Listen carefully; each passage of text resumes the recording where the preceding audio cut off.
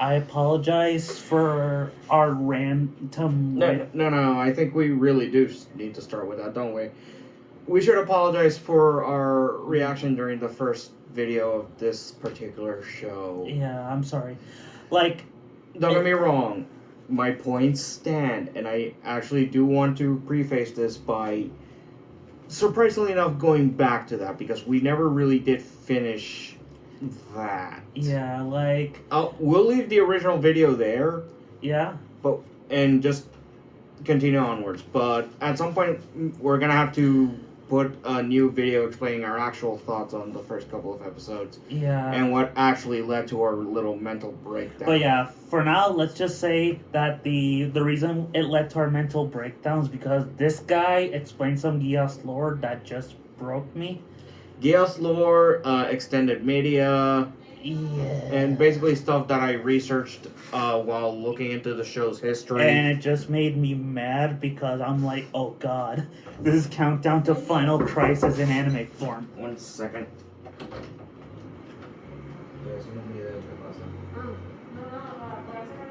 Okay. But yeah, we weren't looking at the show objectively. We're just ranting at all these stupid extended media stuff that kind of ruined the show in a way. In a way, it does, but even then, the show on its own still breaks itself. Yeah, so let me just rephrase that. The first 4 episodes, in my opinion, he still thinks it's bad. I think they're a great introduction to the show with some minor nitpicks here and there. Yeah, but here's the thing. And this is why I went into the mental breakdown. Yeah. First, before him. My problem was, not only could you see the problems already starting, as small as they were. Yeah. But the problem is, these problems will get bigger and bigger until finally it breaks. Yeah, so to rephrase, I give the first 4 episodes of the show, like, either between an 8 or a 9. That's just me. Like, he still thinks it's bad. 7. Yeah. 8. 7 at best, 5 at worst. Yeah, so, yeah, now that we have apologized... Let's move on. So... Episodes 5 through... Originally 8, but then the internet broke us. 7. Because, unfortunately, we couldn't watch the 8th episode as we were because the originally planning. Our internet broke, and I don't feel like putting the DVDs again. Yeah. If it breaks a 3rd time, we're moving on to DVDs. Exactly. But yeah, these 3 episodes were really good. Yeah, they were perfectly serviceable. We got introduced to our season-long villain, Princess Cornelia. Yeah. We also got to see some Iraq War metaphors. Well, at the beginning. Yeah, at the very beginning, but that's not the important part. I know. I'm just pointing it out. So going into my recap of the episodes, we immediately start off, as we said, we first meet Cornelia. She's just finishing a takeover of a new area. Yeah, in the Middle East. Yeah, in this case, Area 18, as she calls it. Racist. Anyway, But in those few moments, you can actually see just how efficient she is, just how different she is from, say, Clovis, who was a fucking idiot. Yeah. And something I noticed in these episodes is the character acting in the animation. Yeah. You can tell during the speech of All Hail Britannia or Jeep Britannia that she's kind of disgusted by her father, but she's like too afraid to act. Like that's just me judging her by her character acting. That's you. I have a different opinion, but yeah, I won't see it just yet. There's also Euphemia, who is also like disgusted with her father's regime.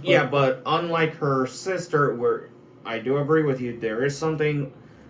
I don't think her reaction was in disgust over her father's. I'll explain why in a bit. Yeah, I mean, I know what you're getting at, is that his philosophy got her siblings killed. No. Killed. No, actually. It's actually a bit more simple than that. Uh-huh. It's the fact that he started a goddamn speech at his son's funeral. So it wasn't a private funeral, huh? Yeah, it was a public funeral. Yeah, it's kind of like Yuren Zabi. Exactly. Where he's like, come on, Dad, let's use our brother as a way to get angry. Yeah, no. Yeah, like that.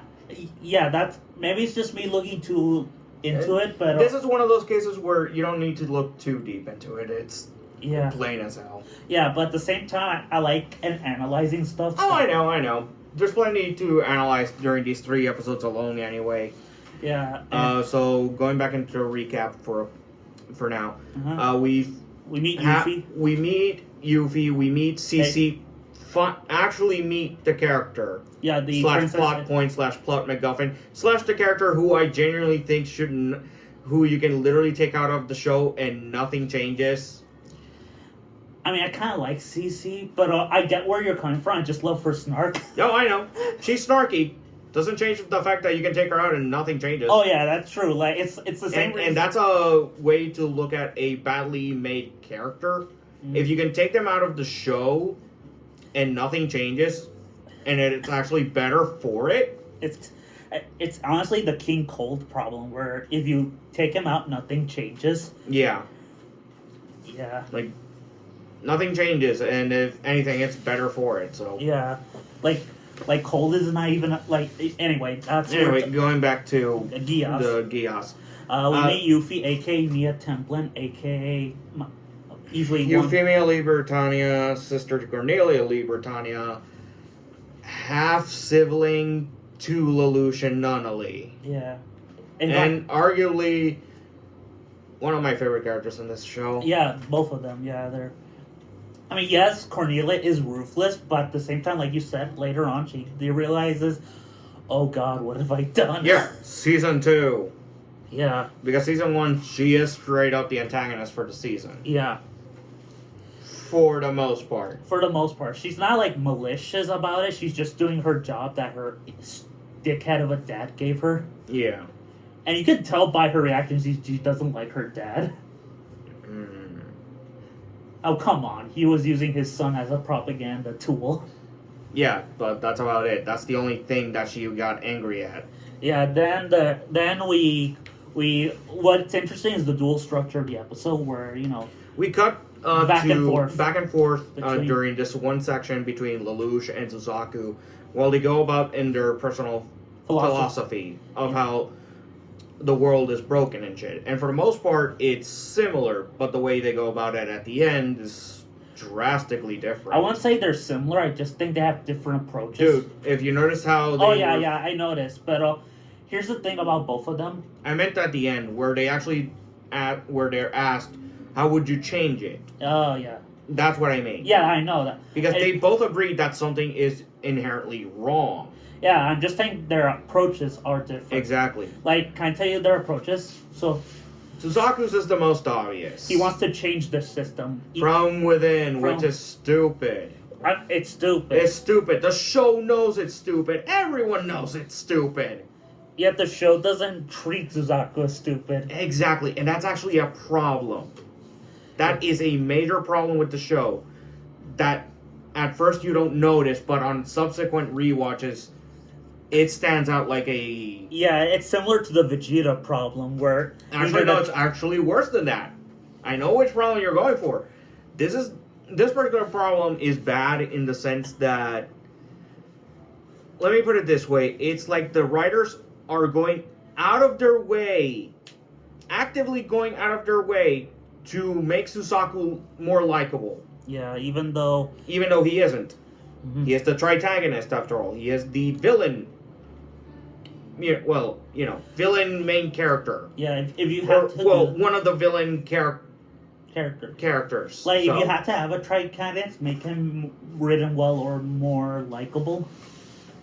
Like, I don't need a villain. Like, I have no problems with villain protagonists as long as they're written well. Like, well, okay, let's be honest here. Lelouch is our protagonist. He's the real protagonist. What I mean by tritagonist is that character that actively exists to just screw with the main character. Yeah. To screw over the main character's plans, and there's not a problem harm with that. them in every shape or form. That is what Suzaku is at the end of the day. Yeah, and I have no problem with that. It was written well. It's just that the show's not critical enough of him. They actively treat him like he's always in the right. This is actually a problem that I have with a game that uses a character similar enough to him, but they actually go the opposite route. They always make it that he's always in the wrong, when for the most part he isn't. Yeah. Yeah, like the whole, but yeah, the show. I actually like the fifth episode is quite cute considering. Yeah, where you get to see these small interactions between Suzaku and Yuki, which is adorable. It would be if I didn't hate Suzaku. Oh yeah, definitely. I can't understand why. I don't hate him yet. Oh no, we'll get there. Yeah, we'll get there. I just find him, his mentality. You'll see his true mentality during subsequent episodes, or at least the cracks of his true facade. Yeah, like I don't hate him yet. Like I just consider him an idiot. That's it. For now. Yeah. And there is a point where he does go beyond the moral horizon. Yeah. But yeah, like at the end of episode 5, Suzaku helps Jeremiah, who well, before that, he basically saves some Japanese he betrayed, and he gets bullied, and Yuffie slaps them. I'm like, yeah, that's a good bit, but here's the thing: that also shows just how inherently broken the system is. Yeah. Because for the honorary Britannians, they're despised because, for all intents and purposes, this is still Japan after all, and they have a good, thing with honor and stuff. Yeah. This goes against everything for them. Yeah. This is the Japanese to become honorary Britannians. They might as well have sold their honor. And that's pretty much. And fun fact: anytime an honorary Britannian comes around, they're disowned by their family. Yeah. Same thing happened to Suzaku. Spoiler, but Yeah, and then the Japanese are disgusted by him. The Britannians are just being fucking racist pricks to the point where Yuffie just slaps them. Yeah. Which is a satisfying scene. Yeah. So yeah, anyway, Jeremiah gets attacked by his own crew due to the events of Orange. Yeah. From the first couple of episodes. Yeah, that was something that we didn't really get to explain. Again, I apologize for that. But during the events of episode 4, if I recall correctly, Lelouch uses the Geass on Jeremiah to release Suzaku, who at the time was being framed for the murder of Clovis. And the ongoing joke with this is that he's forever going to be known as Orange from now on, because that was the joke. That was the thing that Lelouch used for it. Yeah. Like when I heard that, I was like, "Wait, really? Does he have like an orange fetish?" Okay, I'm sorry. Yeah, okay, let's continue. Anyway, while he's being attacked by his own men, Suzaku comes in the Lancelot to save Jeremiah, and I will just say this now, for as much, okay, so I hate Suzaku. I genuinely hate him, and I hate even more the effect that it had on his machine, the Lancelot, because I genuinely think its weapons are fine. The Macer vibration swords, the eventual rifle that it gets, its flight variant. I think all of it is just due to the hate that Suzaku gets at the end of the day, and I agree with it. But I will never, ever, ever see any. But that hatred seems to have spilled over to his personal mech. So, which what can you do? Yeah. But yeah, they almost killed their princess. Yeah, when Kuel, one of the ones who was betraying Jeremiah, throws a weapon called a Chaos Mine. Basically, imagine a grenade that throws a bullets. Yeah, more or less. It's like they're throwing millions of bits of shrapnel at you. Yeah. Does he die in this season? Kuel, yeah, he dies pretty early too. Good. Afterwards, in order to thank Suzaku for not only giving her a good time around everything, but showing her Shinjuku and saving her life probably. Uh-huh. She enrolls Suzaku in Ashford Academy, where we finally have the two characters. Where we finally have Suzaku and Lelouch reunite, starting episode 6. Yep. Or as I like to call it, the catastrophe. Okay, I actually love this episode a lot. Like these two episodes. This is one of the episodes that I don't mind, but season 2 makes me loathe them because it doesn't make sense at that point. I like the school episodes during season 1. This is one of those where we get to see Lelouch and Suzaku reunite. They even have this little code where Lelouch I want to talk to you. Want to talk to you on the roof bit. Mm-hmm. You know, which shows just how long ago it's been for them. But it also shows us a bit more into Suzaku's mindset during this episode towards the end, because he is so stuck in the past. Yeah, Because he makes a mention, hey, you remember this one time where I was chasing a pigeon? Suzaku, that was 7 years ago. Yeah, but it feels like yesterday. Yeah, like that's an ongoing arc. He wants to cling to the past, even though it's that past that will be the end of him. Yeah. Like he like even Lelouch was like, dude, that was like 7 years ago. Move on. Yeah. But their friendship is still strong. His reaction to not only is, you know, somewhat sweet if it wasn't for everything that comes afterwards, but you know. Yeah. I'll try to be nice as possible for both. I'll try and be merciful until the point it stops being nice for me to do so. Yeah. I'll try to be the mediator between those who like season 2 and you who hates it. You haven't even watched season 2. I know, but I'll try. Trust me, you'll see the Travis. Oh yeah, but I'm still gonna try to keep a perfect balance. Besides, I don't want to get another criticism on. Yeah, I know. Last video. Anyway, continuing on. During this episode, we get arguably the stupidest moment, and it's one of the few moments that I can literally point to and say, even without CC, this still would have happened. Yeah, and because CC could have just grabbed. Yeah, because CC was ordering pizza, and the cat that a cat that we meet during the 5th episode that Suzaku and Yuffie find manages to get in Lelouch's dorm house. I have no idea where. Yeah, I don't know where he lives. Maybe. Yeah, I know he lives in the school. That's clear, but I have no idea what to call the place where he's. It's not a dorm; it's a literal house. Yeah. It gets in, and while at the same time, Lelouch was currently putting away his Zero costume, which that was stupid of him.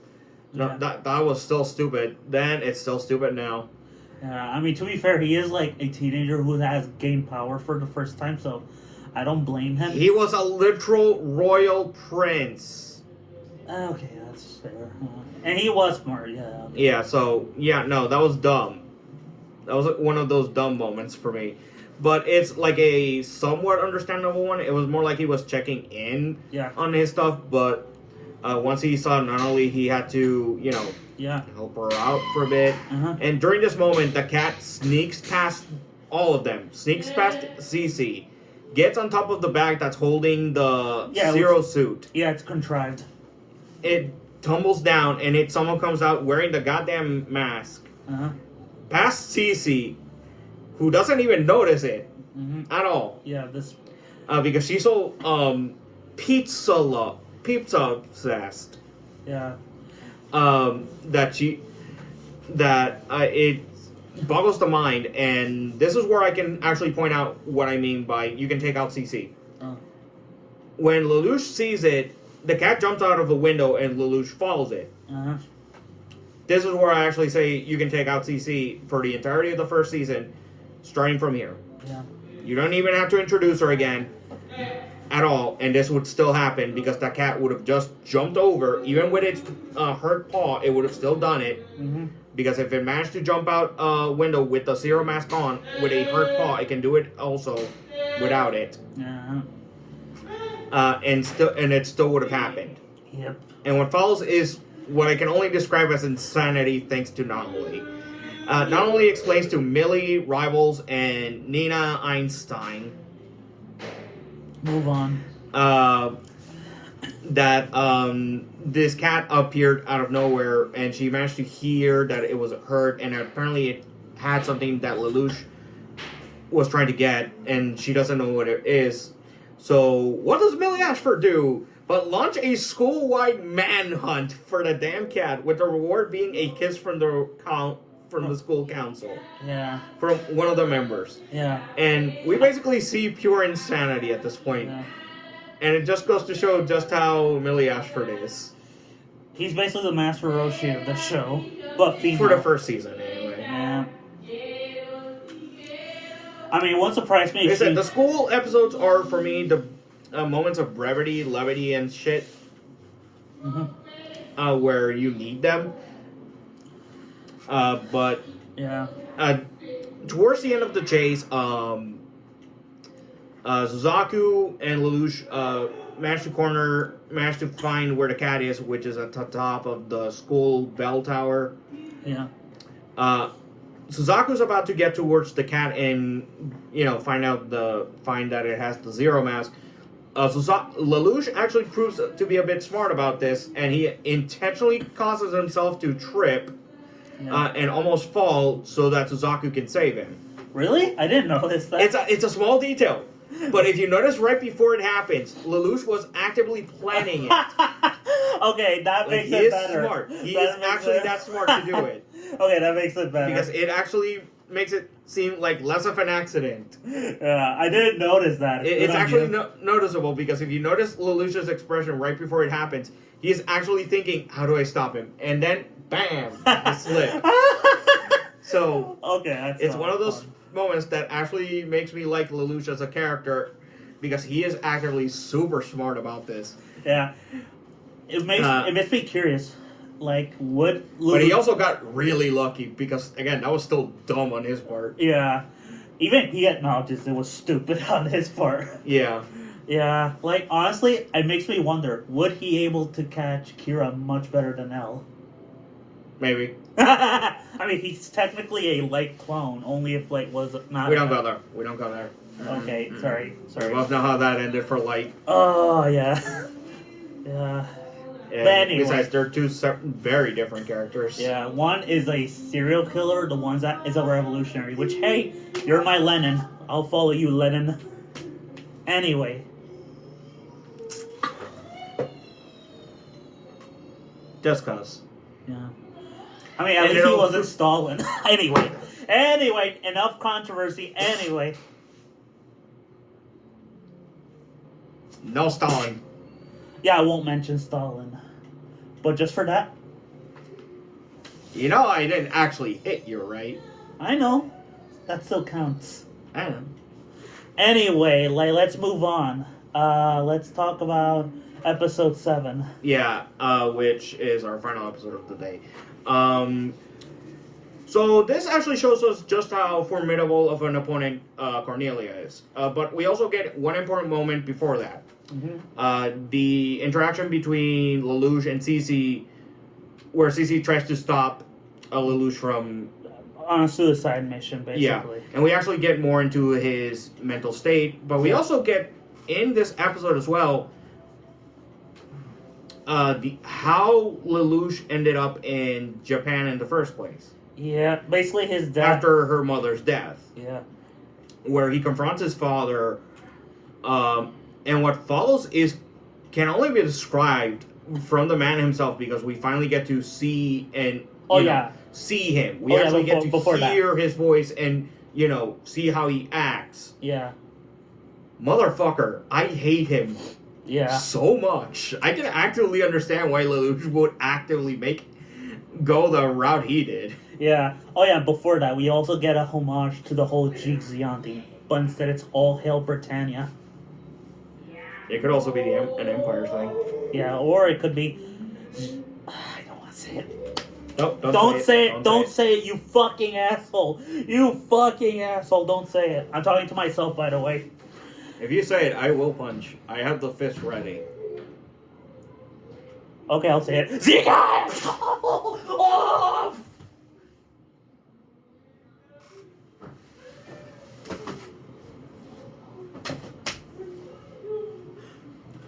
Oh! Oh! Okay, I'm sorry. I'm sorry. Oh! Please be nice. Oh! I have no nice bone in my body left. Oh! I'm a I soulless regret machine. this immediately. Oh! Just sit down already. I will. Oh, okay. So yeah, anyway. Oh, don't worry. Okay. So yeah, anyway. Ow! I swear to God! Damn it! Okay, pay for my sins! Okay, moving on. Okay, moving anyway. on back into episode 7. Yeah, We get this background of let's talk about Lelouch's dad, Charles C. Britannia. He's voiced by Norio Wakamoto, aka Cell. Oh dear God, that explains so much. That explains so fucking much. Oh my. Because, holy shit, no, this guy's a monster. Yeah. Of course, it takes a literal monster to. Of course, another monster is voiced by him. Yeah, Cell. That's Cell's voice. Oh my God. Oh my God. I broke you, didn't I? Yeah, you broke me this time. Whereas last time I broke you. Yeah. But Karma's a bitch, ain't it? yeah. Anyway, during this scene, we get to see just how much of a outright bastard Lelouch's dad is, because he is heartless. He doesn't care about Nunnally at all, or quite frankly, any of his kids, really. Yeah. Kind of reminds me of Tiberius from Rome. Yeah. He just Lelouch tries to literally, give up his right to the throne, and what follows it can only be described in Lelouch's dad's words. You are trash. You have always been trash. Mm-hmm. And then he sends Lelouch and Nunnally to Britannia, and during this moment, you can tell this affected Lelouch, because when Cece confronts him by trying to stop him via gun, yeah, Lelouch pulls a gun on himself. Yeah. Telling Cece that he has been dead ever since that moment. Mm-hmm. Ever since that moment where he was disowned, ever since the moments of Britannia invading Japan, he has been dead. Mm-hmm. And only now is he finally starting to gain back his life. Yeah. And because of that, Cece, lets him go. Again, without Cece, this wouldn't have happened. It would just continue on straight into the battle with. I mean, you could have, you didn't have to have Lelouch in the Nightmare Frame. You could have just had him in the Zero suit the whole time. Exactly. In the Zero suit somewhere, just, Again, there are ways to write out. If I can literally write out every single episode that CC appears in out of the story, I will actively do so. That'll be an interesting writing experiment for you and I, especially since I wrote the Rebuilt and Universe Survival arc. Yeah. But yeah, I really like the episode, especially the tension. Yes, CC doesn't need to be here, but I do love the relief of. Yeah, that was the only thing CZ needed to be there for, even though. Yeah. Yeah. But yeah, speaking of Lelouch's allies, it's a shame he didn't stick with Ogi, considering they're a lot smarter than the Terror. Only for this episode. This was because of the fact that now we can go into the parts of Cornelia's plan outward, where she basically reenacts the entirety of the Shinjuku massacre in order to draw out Zero, which she succeeds at. And while Zero tries to pull the same gambit that he did on Clovis, the reason why that worked with Clovis is Clovis was incompetent as fuck. Not so with Cornelia, and she basically single-handedly destroys the plan in moments. Like in a few minutes, the same plan that Lelouch tried to redo as well fails. Yeah. And he's even almost captured until CC appears. But again, there are ways to ride around that. Like you can literally just have him, take one of the walkie-talkies and just wait until the battle's over to see how it goes. Yeah. Again, logic. Yeah. But yeah, and then the episode ends with Lelouch saying, "I will build a nation. I will build an army to destroy Britannia." Yeah, which is badass. Okay. And this would lead into the next episode, which we were gonna talk about if the internet didn't fail us again. Yeah, which is fine because the next episode is actually actually important, so it should be considered part of the next couple of episodes anyway. Yeah. So next week we'll watch episodes 8 to 12. Yeah. So yeah. Well, we'll see how much we can actually watch. Yeah. So far we've done just trying to do 4 to 3. Yeah. Yeah. So if we can actually manage it, then cool. Yeah. But yeah, these episodes, I'll give these episodes a bit more leeway because for as much as I can write out CC, that's more of my thing, and the fact that you can, not change the show at all because of it. If anything, it'll make it better. But with that said, I'll still keep to my 7. This time it's just straight 7. It's not like a 7 to 5 or Yeah. It's just stuck there. Okay, so for episodes 5 to 6, I give them a 10 just because of how adorable they were. As for episode 7, I will give it a 9 just because of the tension at the end. Yeah. That's my point. These 3 episodes are 7s to me. Because again, I can still see the cracks, I can still see the problems, and they are still there. They're not as big as before. Whereas I immediately noticed them in the first couple of episodes where it literally caused a mental breakdown. Yeah. I mean, it mostly cost me a mental breakdown when you then told me the lore. And the extended media. Anyway. But yeah, so yeah. See you next week for episodes 8 through 9 or whatever. Yeah, we're gonna do this as we can. Yeah. Because, peace. Peace. Yuffie's best girl in first season. See you at... Colin, that's the best one! Bye!